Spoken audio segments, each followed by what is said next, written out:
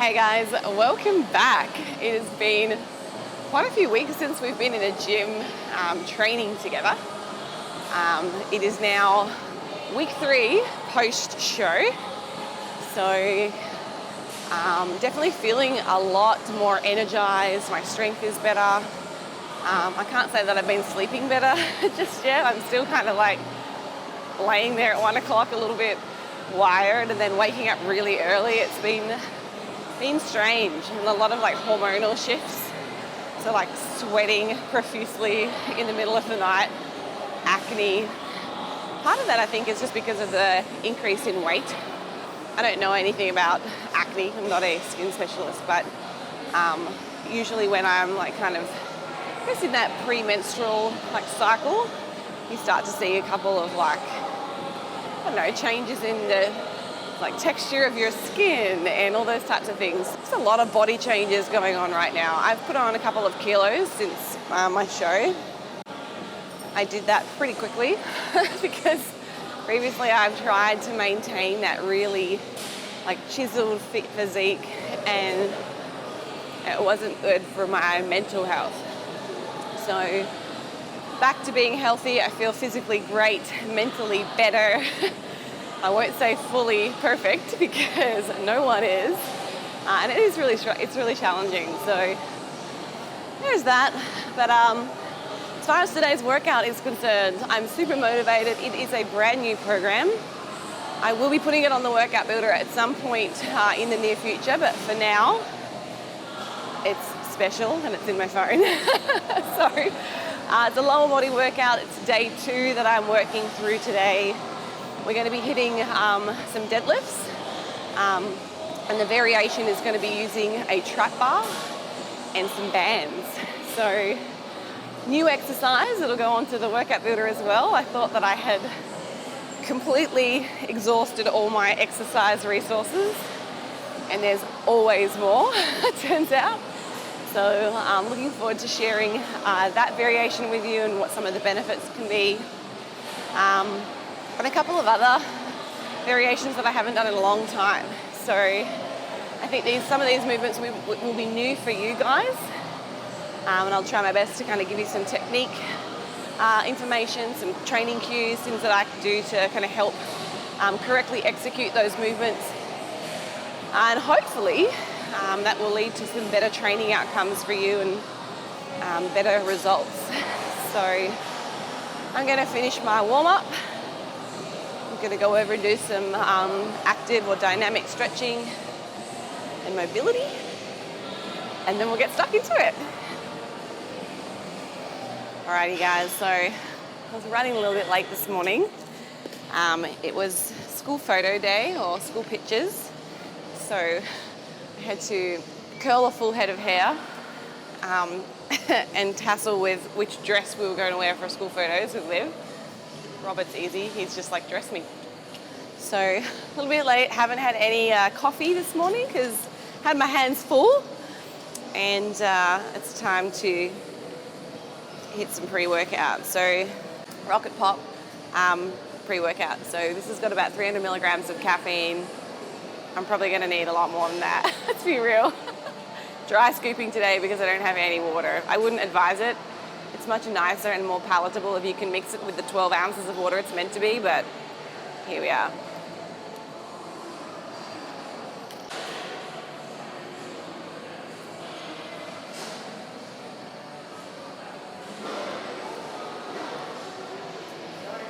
See how I didn't like make a weird face? That's because I developed the flavor and it's not gross. I would have had this pre-workout probably about 35 to 45 minutes before I started training. What do? Good thing is these workouts are like 90 minutes to 2 hours. So it'll still kick in and I'll still be here. So that's good. So going to use belt today, bands. I probably would use a slightly thicker band, but I just raided our garage gym and I feel like all the bands have made their way into someone's bag or car, and I don't know where they are. So this might be a little bit light, we'll have to see. It is only an RPE 8 or something like that today, so can probably afford to go a little bit lighter. What else do I need? Wrist wraps are really important. Girls, if you don't have wraps, get yourself, I really like the Versa grips. Iron Tanks also have a similar one there, our sponsor. But these have a slightly longer lip or a tongue. So they give you a bit more wrapping capabilities. The other ones are kind of short. So this is the gnarling on here, or the knurling, I guess however you want to pronounce it, is quite rough. And if I was to try and lift at the weights that I was going to be lifting at, you know, when I'm doing a 6 rep max or something, it really breaks your hands. Like, you'll have a lot of cuts and blood. So wraps, definitely. So this mobility exercise, it's actually normally a static stretch. So this is a pigeon stretch. So you'd normally sit static like that to help open up your hips. I don't want to do anything static because it can actually reduce your strength and power output. So you want to warm up the muscles that you're about to use when you train, but you don't want to do it in a way that kind of lengthens and stretches them, and then they're kind of like, they're like a loose rubber band. Imagine if you overstretched a rubber band and then you tried to flick it and hurt someone. It's kind of like that. It's a terrible analogy, but it's the best I can do in the moment. So this is just called a cross hack lunge. I like it for mobility, but if you're coming back from an injury, this would be like a nice, I guess, lunge variation that you could do. I've also done these with like a kettlebell before, kind of working on your glute med quad development as well. So there's so many variations of this you can do. But so when I'm doing this exercise, you want to try and focus on like locking out that back leg, so you don't want to dip it down, and that just really helps, I guess, lengthen. So I have an ascending pyramid at the moment. So I should actually say it's a descending pyramid. 15, 12, 10 is my rep range for the banded trap bar deadlift. So last week was a deload and I hit 15 reps for 225. So we'll see if we can match that again this week. And I actually stayed at 225 because the band resistance, I guess there was something wrong with the band that I was using and I couldn't add more weight because it was going to snap. It wasn't mine. I used one from the gym here and I don't think it had the elasticity that it needed. And I was like, if I push that too hard, it's probably going to come and slap me in the ass. So we'll just stay here, thanks. Speaking of ascending and descending, this exercise, because we've got the bands on here, actually has an ascending strength curve. So basically what that means is that you get stronger throughout the movement. So you're weakest at the bottom of the movement when you're kind of driving off the ground, and you're strongest when you stand up. So by adding the bands, now you're making it more challenging throughout the entire range of motion. So there's more time under tension, there's more resistance being applied, you've got more muscle damage, and hopefully for this particular movement it will help to increase my hypertrophy outcomes. So if I was going to do this exercise anyway, if I was a beginner, I might start off, without the bands. I don't really need any more challenge because just adding the weights would probably be enough stimulus anyway.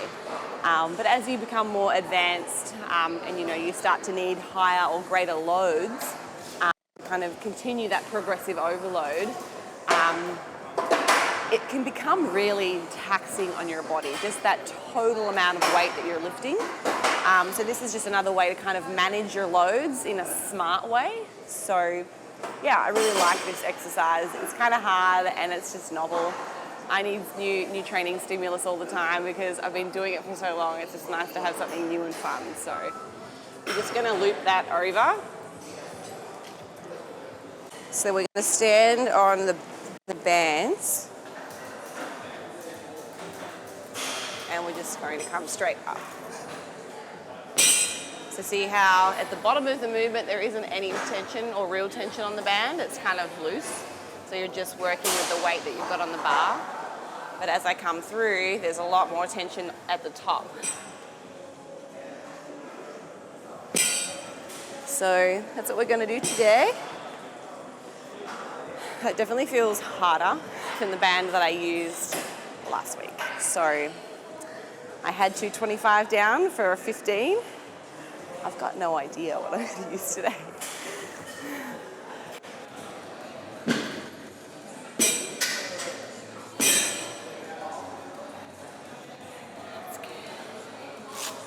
Yeah, that'll be a good weight for my first set. Alrighty, so first set of 15. I'm just going to start at 185 because I don't want to overexert myself and then not be able to finish the set. But make sure when you stand on the band that it is nice and flush to the ground. The last thing you want is you start your working set and you've got a really challenging weight on there and it's like crinkled under your foot. So just glance down at your feet before you start.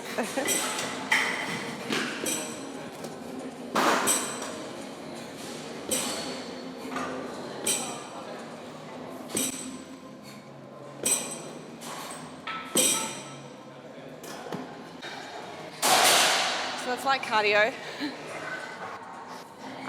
I program 15 reps for compound lifts very often. I just need a break. I've been doing a lot of heavy work, heavy sets.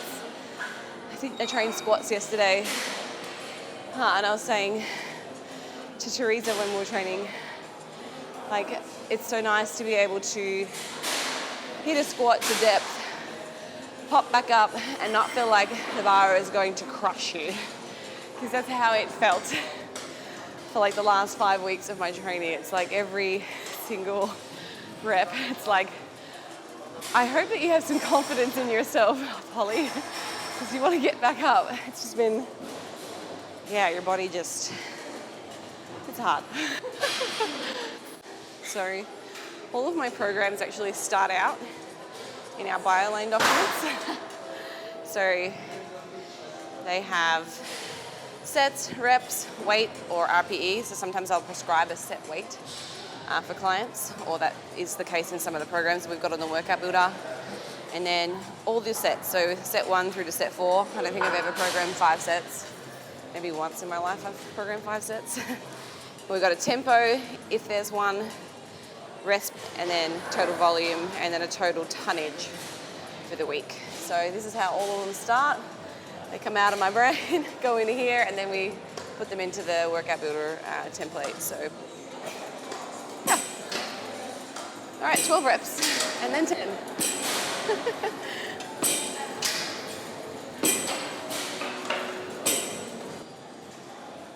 So, safety first, guys. You don't want that to come off while you're doing a set. That'd be disastrous. Definitely want a collar on for this, and in fact, because of the trap bars, the loading area is quite narrow. For some of our training sessions where we've been working at heavier loads, so we might be doing a 5 rep max, I would actually choose not to use these types of bumpers. Instead, I would use like the regular weight plates, just one of the black style, because they're a lot thinner and you can get more weight on the bar without it spilling off the edge. So, yeah. Be smart when you train, otherwise you end up trading out weights like 1,000 times. Or in my case, I ended up like, I'm so lazy because I'm so exhausted that I'll end up like having to lift an extra 5 pounds because I'm like, you know what? If I want to hit the weight that I've projected, I'd have to unrack the whole thing to stack it the way that I want to. So next exercise is a deficit trap bar RDL. The deficit is really just taking you to a slightly greater range of motion than you might be comfortable with.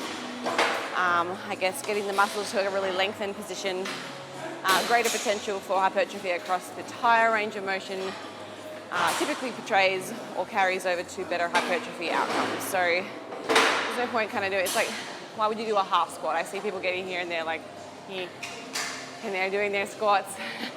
They're only working half of the muscles intended. So you want to take them to their full length. You're probably going to get some better results. So that's why I'm doing the deficit. So I'll stand up on here, it just lengthens out my hamstrings. Why am I using the treadmill, not dumbbells or an RD or a barbell or something like that?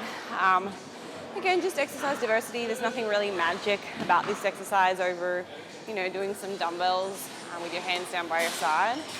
This is probably a better, safer exercise for a beginner or somebody that has lower back issues because the weight is a little bit more centrally distributed around the body. So rather than having it forward of your center, your hands aside and the load kind of is evenly distributed. So I really like this. I use this through contest prep because I was getting really fatigued, beat up from barbell deadlifts. I was getting beat up from deadlifting in general because it is a compound movement, and I just wasn't recovering for my next session. So arguably I could have dropped the weight down so that I wasn't getting so sore in my back. That's one way to alleviate, reduce the load to minimize the soreness. But that's not the muscle group that I wanted to intend on working was my legs. So therefore, that would compromise my volume. So this allows me to kind of load up a little bit heavier, accurately, or work my muscles at a load they are capable of lifting, but with less, recruitment. So, yeah. So I want to make sure my heels are kind of really comfortable on that flat part of the plate so that I'm not loading like a weird spot on my foot.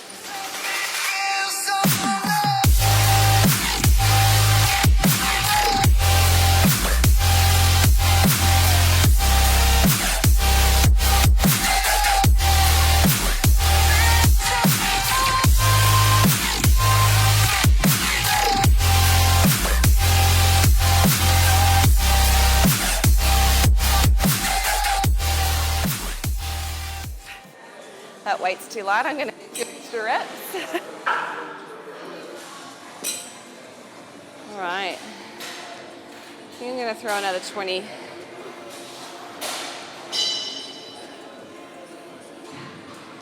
Go to 175. Yeah, so it was 8 reps. Go me. But I got to like 6 reps and it was way too easy. So rather than waste a set, I'll do another set. Just kept going until I kind of got to an RPE that felt like what I was meant to be working towards, which this week it's an 8.5. Or if you use the RIR scale, which is probably what I'll use on the workout builder when I put this up, that would be an RIR of 2, 1.5, 2. So, yeah, actually I probably could have done 12 reps, but oh well.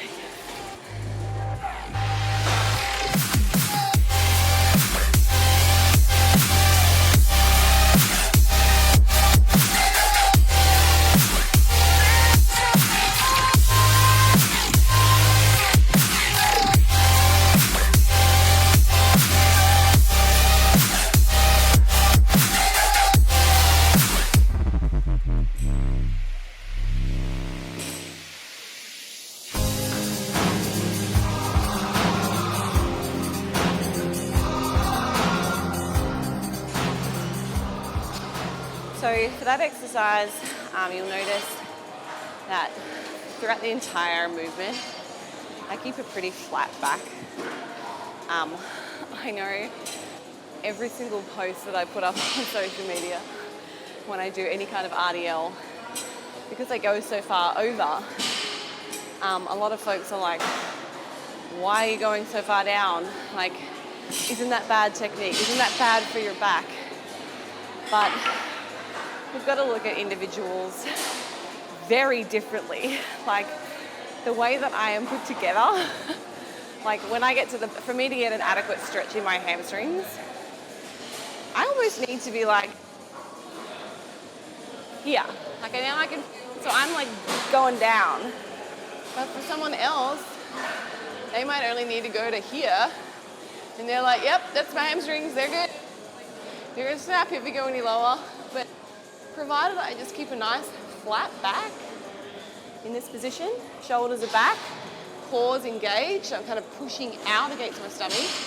So the difference if I was relaxing here, you can look at my tummy. If I was relaxing, that's what it looks like. If I brace, now I expand.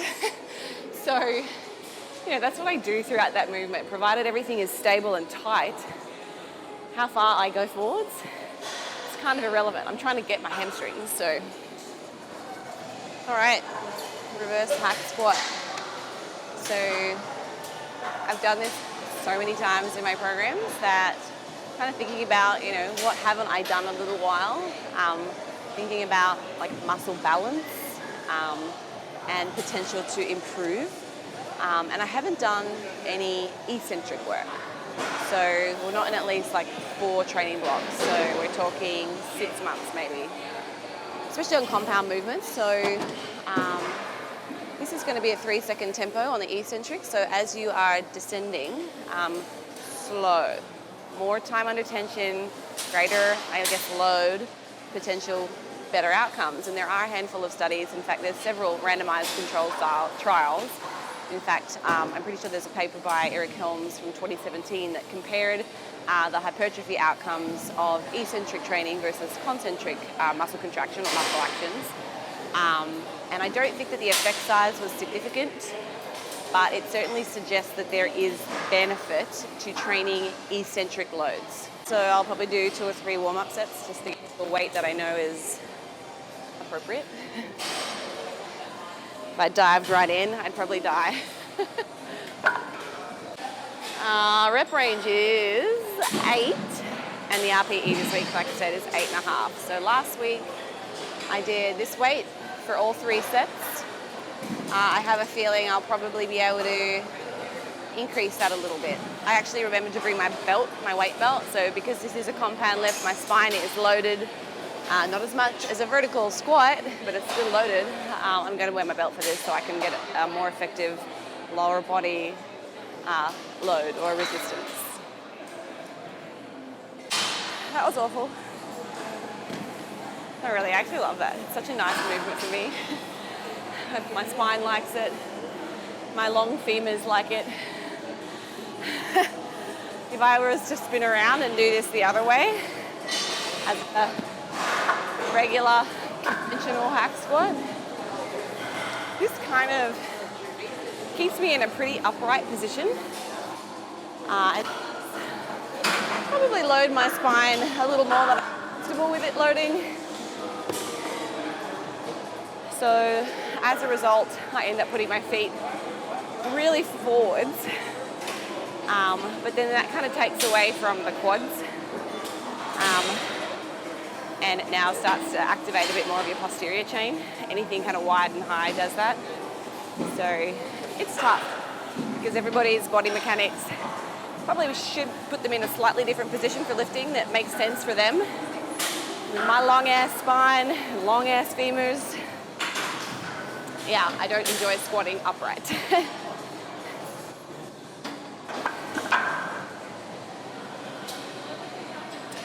All right, 10 reps. So, just want to show you something real quick. In this position where I am right now, my hamstrings aren't even at a stretch, right? They're doing nothing. So in order for me to get my hamstrings lengthened, I have to shuffle my butt back, and now I have to sit forward. So now there's a bit of a stretch, but there's nothing to like, I need to be able to have my kneecaps off the edge of the bench to like bend my knee, but look what happens. Now I can't get full flexion. Sorry, I just really want to complain, okay guys?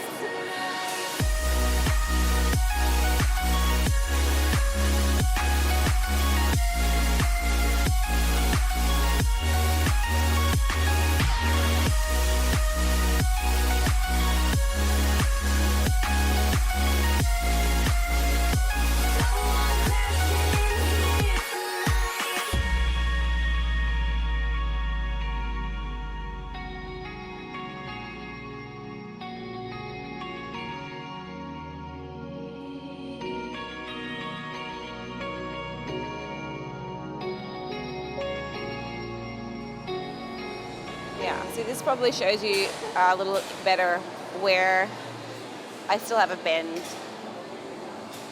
There's still a huge bend in my knee. This just aggravates me.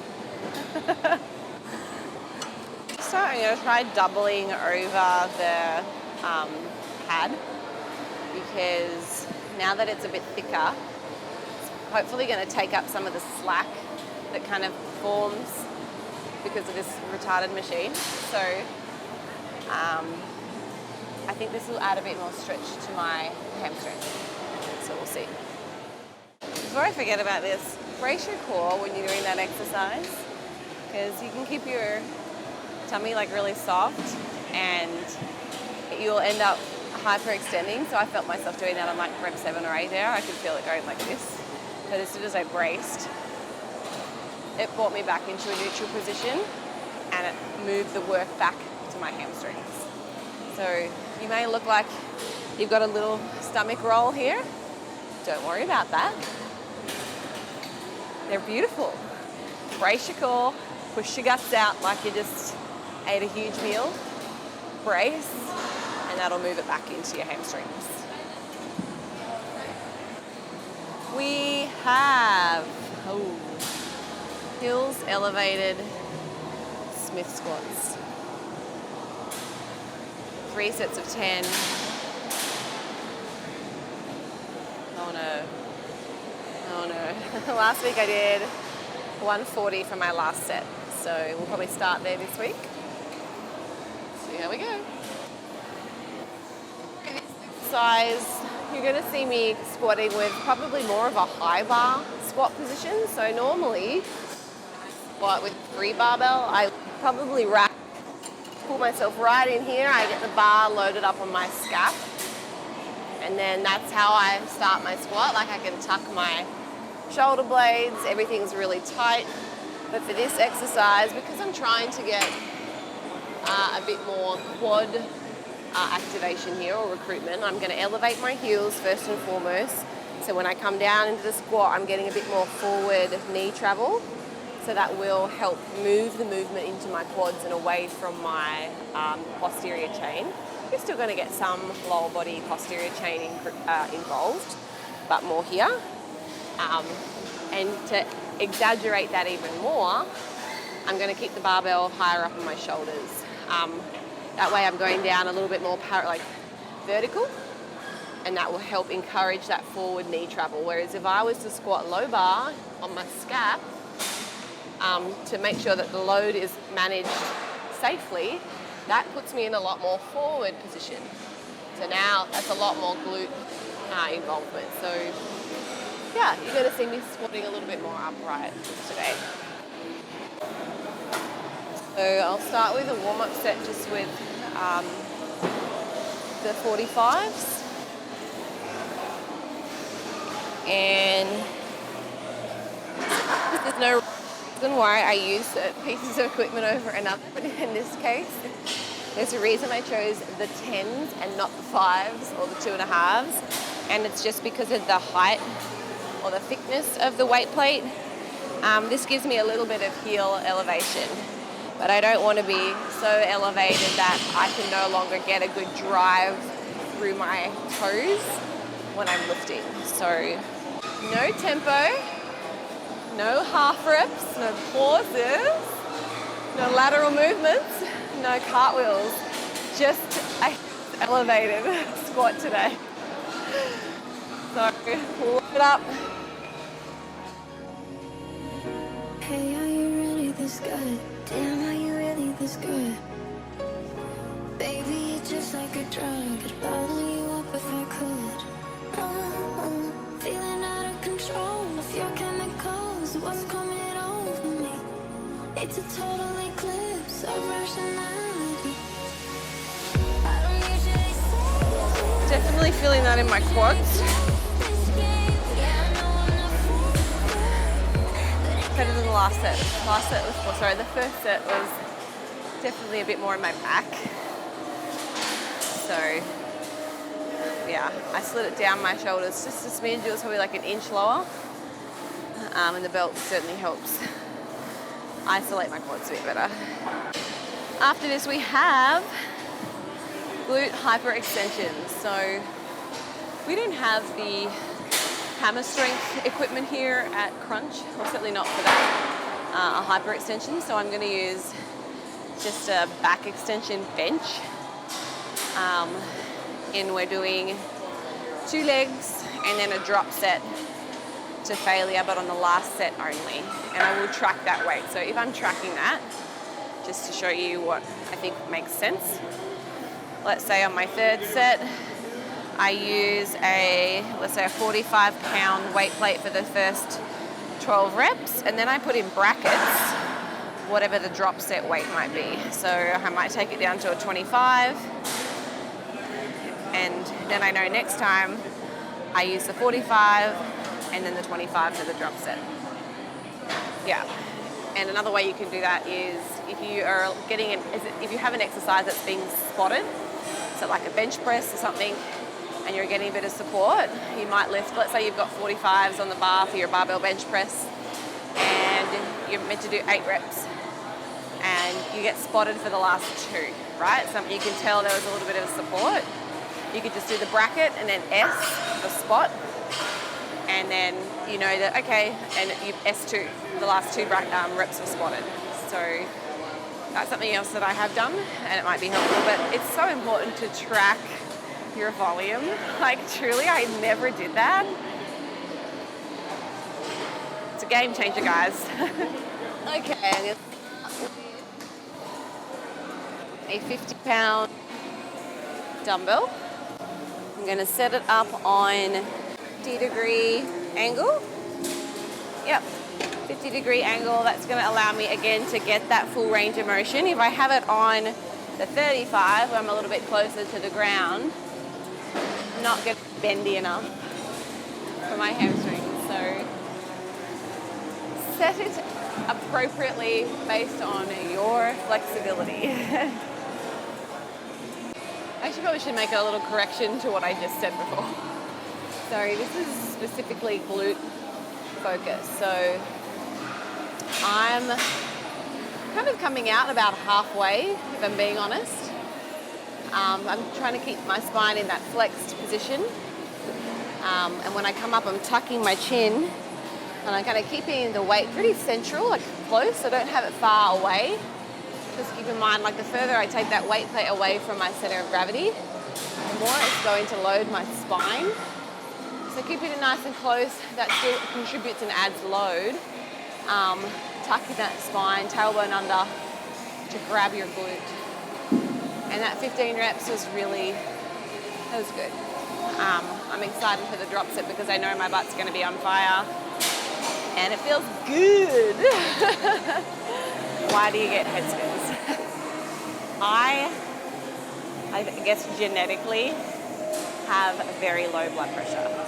So I'll go to the doctors and they're like, pumping up your arm. And I think I'm like 105, 110 over maybe like 50 or 60. It's pretty low.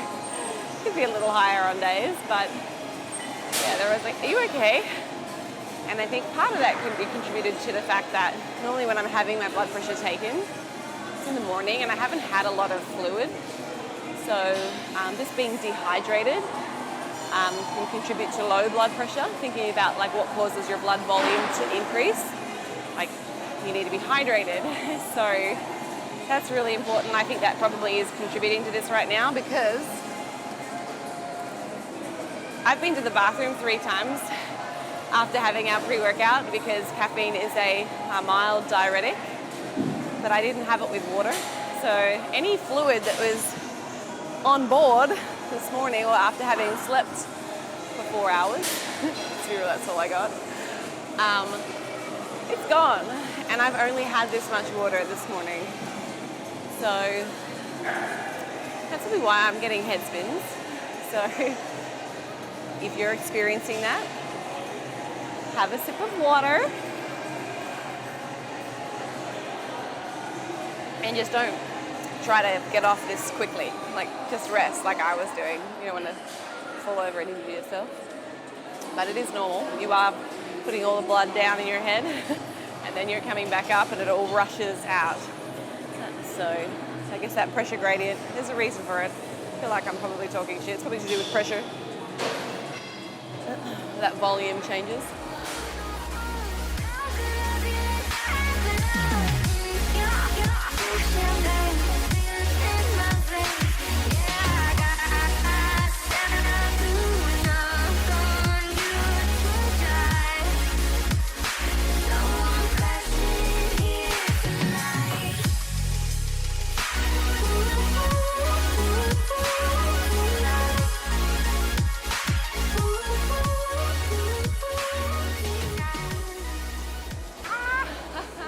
So that last set was a drop set with pulse reps.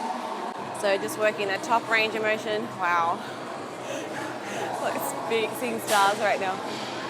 So working the top range of motion. There's no rest for your glute. It's constantly flexed because you're only working that last upper portion of the movement. Whew. It's good.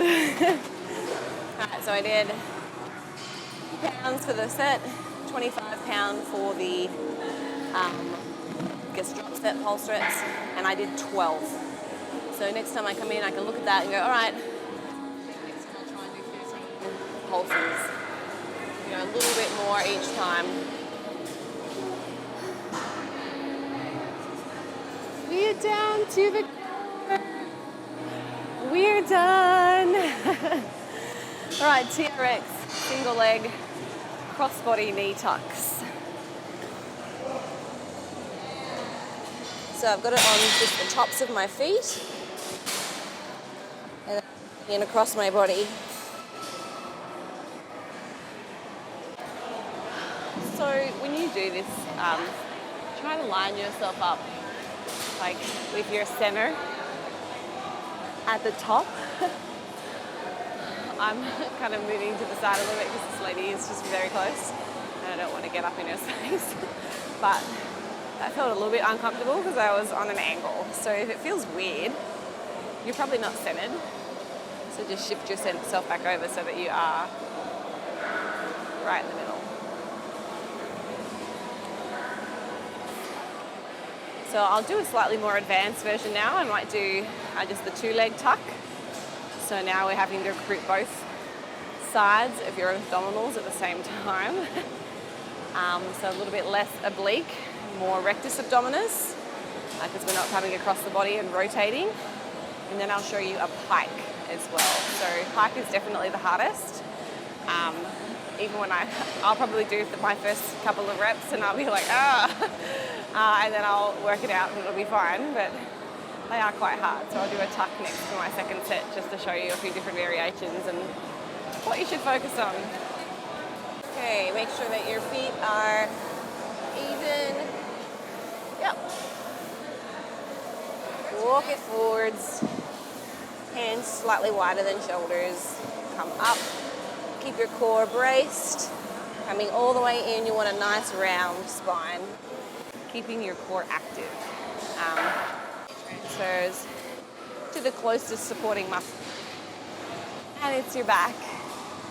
So keeping it nice and tight through here. Again, you have to press out. So I know, I can't tell you the number of girls that are like, oh, but I feel stupid doing that because now I look like I'm bloated or pregnant. I'm like, what's more important at this point?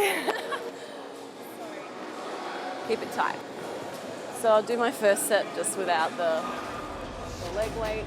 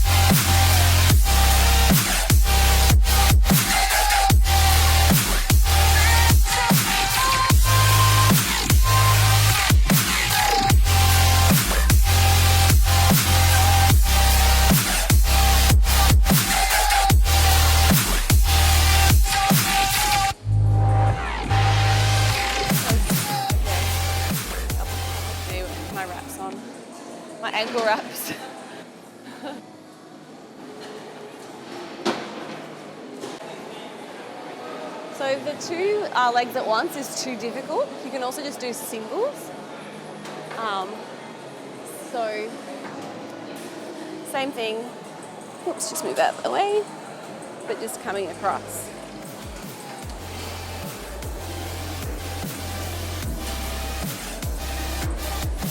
But if that's too easy, back into switch.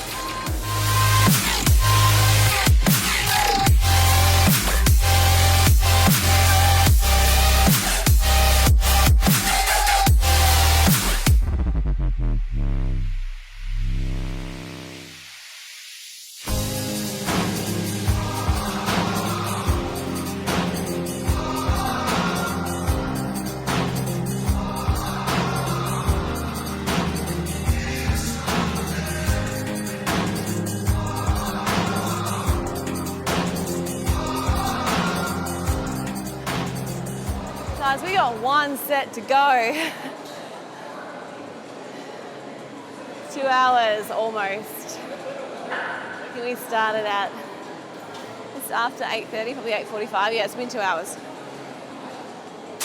So I know I've been talking a lot today, but they're long programs. So for those of you that wanted to know what's realistic with the rest times that I have, which is probably 2 minutes to maybe 3 minutes for some of those bigger lifts. Yeah, it's taken me 2 hours.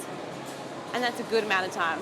I think if you try to rush these programs, you're going to compromise your volume because you won't be recovered and you won't be lifting as much as you can, or you could if you rested a bit longer. So It's a total eclipse of rationality. I don't usually say this. I don't usually play this game. Yeah, I know I'm not fake, but it kinda feels that way. I don't usually say this, but I think I should let you know. But baby, I don't wanna go. that's another workout done and dusted. I hope that you enjoyed some of the new variations. I hope that some of the techniques that I showed you, the different training cues, you know, where to position the bar, you know, those types of things, I hope that they are helpful for you. I truly want women to feel confident and comfortable being in the gym. There are so many people out there that I know they're afraid of stepping foot into the gym because they're embarrassed or they don't think they know what to do. So my goal is to help kind of mitigate some of that fear and worry. So thank you so much for joining me. Today's workout is proudly brought to you by our nutrition supplement company, Outwork Nutrition. We have a big variety of different pre-workout products. Some are caffeine free as well for those of you that may train in the evenings and don't particularly care to stay up all night if you are someone that's caffeine sensitive. As well as our BioLane workout builder. So all of the programs that we have are available on the workout builder. We have about 50 different options. They are appropriate for beginners through to advanced athletes for different focuses, be it strength, hypertrophy, a hybrid of both. You name it, they're on there. As well as our nutrition coaching app, Carbon Diet Coach, which takes care of all of your nutrition needs using evidence-based approach. So you can find the links to all of those products and services in the description below. And until next time, thank you so much for watching and I'll see you then.